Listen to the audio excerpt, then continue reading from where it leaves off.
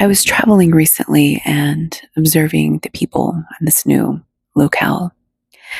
What I observed is I'd never been to the city before, but I was surprised at how discernible that some people were in their dress and their mannerisms, almost as though they were wearing their culture on them. Something happens when we are in a familiar environment. We stop looking around because everything is just known. So when you go to a new place, you get to see things that you don't ordinarily see in your day to day life, that in fact are always there, but we just don't pay attention to. And I had this striking moment where I saw this person get off of a bus, and I'll just say them. And the way that they walked, the way that their polo shirt fit, and their cargo pants hung below their knees, and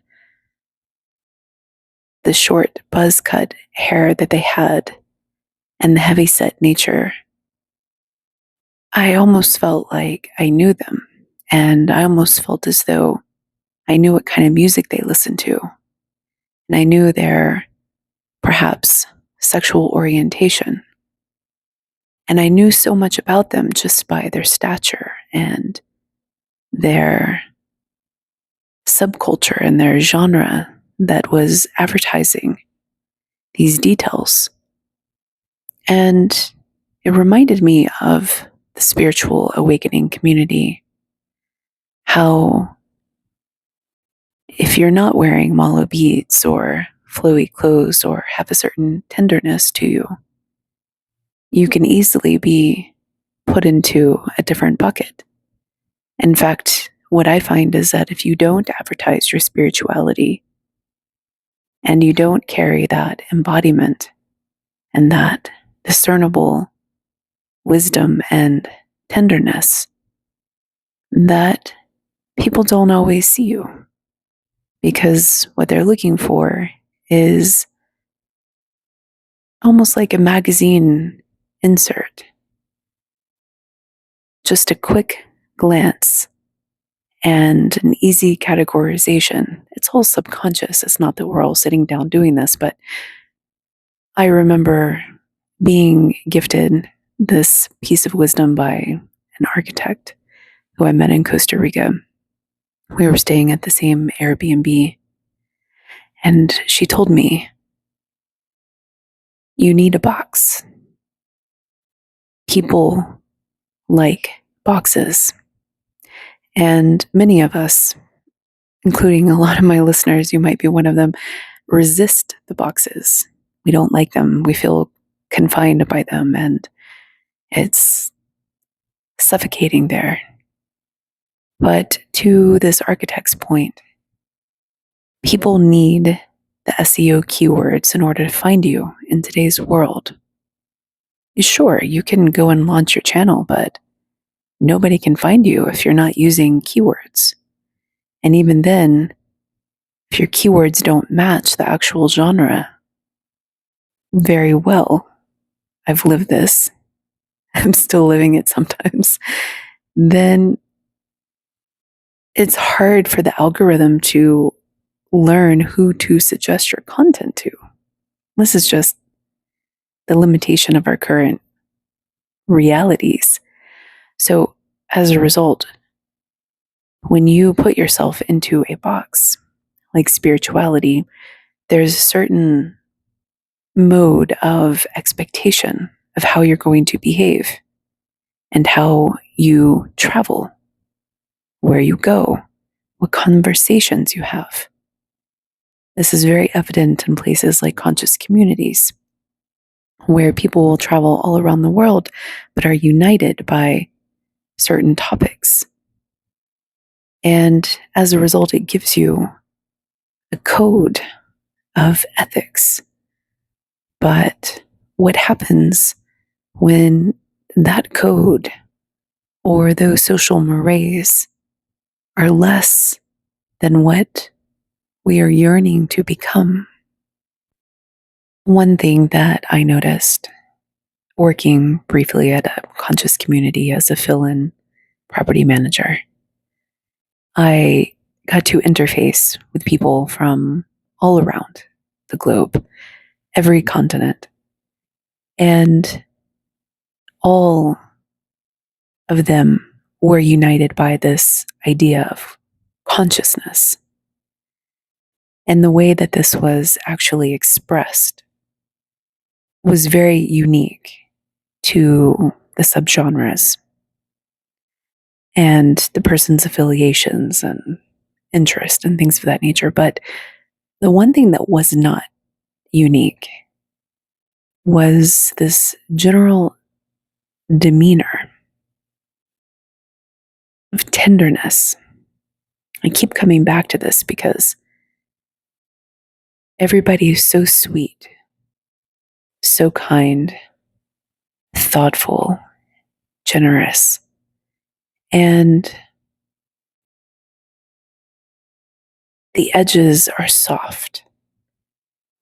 To use a quote that somebody used on me recently in evidence of this point, holding me to a standard of spirituality and behavior in conscious community, and telling me that I needed to be more soft around the edges. I believe that they're right in a certain respect, and that if we are trying to fit ourselves into a mold, standard operating procedures, then everybody that I've come across, and the conscious community especially, follows this tenderness. The men do this. They become more effeminate. Not all of them. There are always exceptions. There are notable thought leaders out there that in fact do not do this, such as Aubrey Marcus and others. And they are reconditioning our understanding of what it means to be a conscious, evolved, awakened masculine. From my perspective, I see this as still a new revolution. And consequently, as a result, what I observe is that more often than not, a lot of men will abandon their masculinity, their active masculine, in favor of their passive masculine. And so it's common to see them soften and become more feminine as they are integrating this part of their energy. And it's a very important journey. So I'm not dismissing it. I believe that everything needs to be done in balance and ultimately to become whole. And when we have masculine figures that are disconnected from that part of their energy centers, then they need to spend time going in the opposite direction to become acquainted with those lost aspects, to recover them and to upgrade them and to pick and choose what works and what doesn't work. And so they often go to a different extreme for a while during this process. I've done it myself. And then they come back more integrated and more balanced. And there's something about this affinity for tenderness that we lose sight of the benefits of having strong form and shape and penetration and groundbreaking and boundaries and force and might and barriers and protection. And what I believe happens in this process of maturation is that we not only forgive the sins of those who have come before us, but we forgive the conditioned elements that are placed upon us even as we are trying to awaken. And people mean well, but I believe that there's been something that has intentionally, not intentionally, it doesn't matter. There's something that has been diluted in our concept of what it means to be spiritual and conscious, such that we naturally favor this tenderness, this going with the flow, letting things happen, turning the cheek, forgiving, and donning the soft linens and the cotton fabrics and meditating all day and this beautiful existence. I love it. But when we need to show up and form, and when we need to organize, or when we need to push back, when we need to use counterforce, when somebody's not respecting our boundaries, there's this sort of delusion that we can just love and light our way through it. I've also fallen prey to that. And consequently, when we tend to favor this tenderness and we subconsciously fit ourselves in to this standard operating procedure that we need to be very soft, very delicate.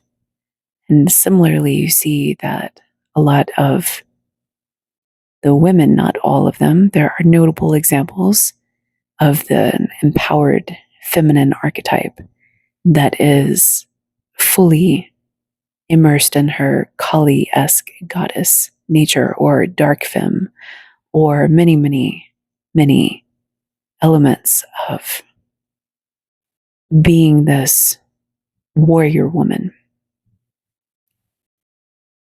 I believe that most of the time, especially before that stage of maturation has really developed, what you see is a softening of the women as well. If you just go to an average conscious community, I don't mean average in terms of quality, I mean just pick a random one. And on the spectrum of what you'll find, of course, there's always extremes. And if you just pick one right in the middle, what you'll find is that the people, men, women, and them who come through binary, not otherwise specified, will have a softness and a tenderness to them, almost as though our potency of our masculinity, even in the feminine archetype, gets diluted. There's a lot of passivity, a lot of receptivity, a lot of quiet space holding, speaking softly, smiling and nodding, even when we disagree. There's not always speaking one's truth, standing in one's truth, being in the light of truth, pushing back and saying, no, this is effed up. If you happen to be in a cult-like environment, no, this doesn't meet our standards. No, this person is out. And this predisposition for tenderness, especially in some of the more hippie places, and accepting and loving all, opens us up for potential disasters. Because here's what I've learned. People who are very, very in their shadow thrive on our tenderness. They thrive on our weakness, on our inability to set boundaries. Those who are extremely in their shadow, of the con artist type, will actually seek out people and organizations and groups that do this, because it's an easy win. It's an easy sell. And there's this part of spirituality and consciousness called discernment that, if you've been on the journey for a while, I know that you have been faced with some of these really tough lessons. You don't get to graduate without practicing discernment. And what that means is that you're going to be encountering people for which to test your ability to discern. And what that means is you're going to be confronted with unsavory characters who may not be wearing the skin of an unsavory person. And when we are delusional, what happens is that this tenderness, social mores, makes us targets. Again, we're talking about the shadowy parts of the world. We're not talking about just everyday normal people. We're talking about the people that thrive on exploitation of people's niceness, very often while pursuing things like leadership or spirituality or creating nonprofits, hosting retreats, hosting tantric retreats to fulfill their desires, such as what happened in Thailand. And so as a result, we find is that there are a bunch of misgivings and nobody's really speaking up. People aren't enforcing their boundaries. They're saying yes when they really mean no. They're letting people abuse them. Their leaders abuse them because this tenderness that is sort of culturally accepted and expected, such that when you join a new group like I did recently, really advanced people, cutting edge, had a lot of respect for them, and was privately in the shadows confronted by the organizer of this group for being too formed, too much in my masculine, and not soft enough, chastising me for my tenderness that was lacking, with this expectation that should I want to fit myself in to the mold, that I needed to behave more, stop asking so many questions as I was doing to them, challenging, calling them out on their shadow. And when people are in their shadow, one of the best things to do is actually to bring light within reason. Sometimes this can be a little questionable. You have to really understand if it's the right moment and the right time and the right person to do this. But when you reveal to that person their own shadow, it has the effect of checking them, making them think about the decisions and their actions that they are imposing. And if they are indeed on the consciousness expansion journey, this is valuable. This is actually incredibly valuable. But if they're not actually on the consciousness expansion journey and they're not practicing insight and self-correction and self-mastery, then you will find out very quickly, which is in of itself very valuable for you to understand. But when we unconsciously just accept this conditioning that is given to us, like tenderness, and we fit ourselves in, even when the situation calls for boundaries or self-respect or discernment or holding people accountable and calling out the shadows, we lose half of our power.